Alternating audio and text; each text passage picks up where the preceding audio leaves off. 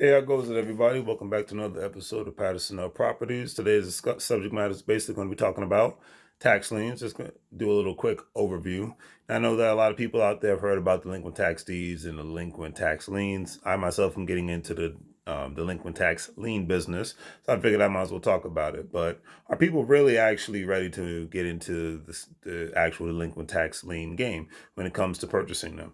I hear a lot of people talk about that they really can't afford to buy delinquent tax liens, and they definitely cannot purchase delinquent tax deeds because with delinquent tax deeds, those auctions, people are expecting you to come there with thousands and thousands of dollars because you're walking away with the deed of the house, and the house is going to be yours. So that's why that's a different subject matter for a different game, for a different day. Yeah, lots of money is involved in that, but there are places within the United States that people can actually purchase delinquent tax liens at as little price of as $200 to $150, sometimes even less than that, just depending on the area.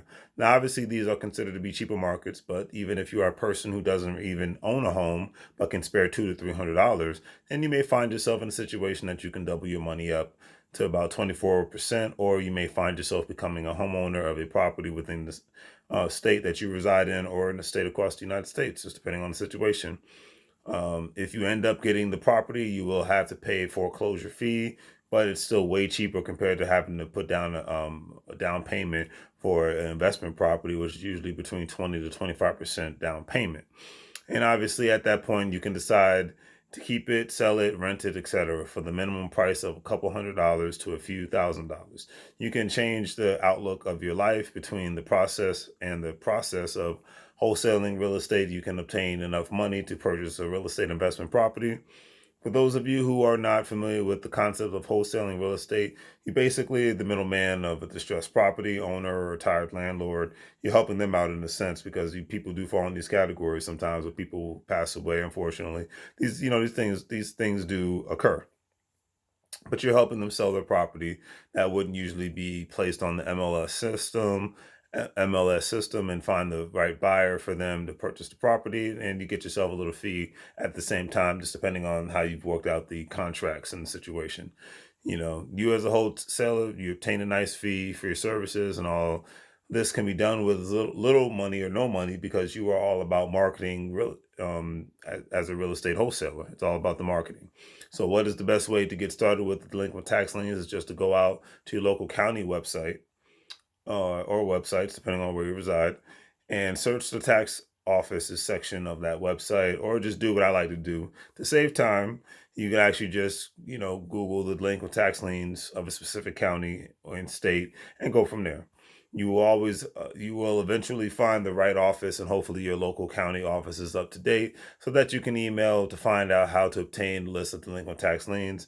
And if you find a hot market in the county where you have to place a phone call, then you know what? So be it. Give them a call. Hey, I'm an email guy myself, but that's the millennial in me. But a lot of people don't fall into that category, and that's fine. Hey, some places are still, catching up. Some places are still behind. So it depends on the situation, how you look at it. But so now remember that you want to obtain a list of delinquent tax properties.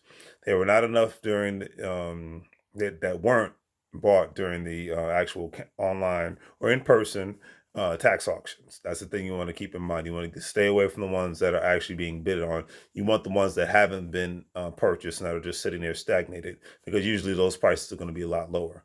Usually those are the ones that expert investors don't want, but you don't really care about the property because at the end of the day, you just want to get an investment. You want to get your piece of the pie, as I look at it. And it's not like you're going to live there anyway, so why should you really care? It's not like you're planning to make this your new mecca. That's how I look at it. So remember, for my new investors out there, this isn't HGTV. You don't care about the island, okay?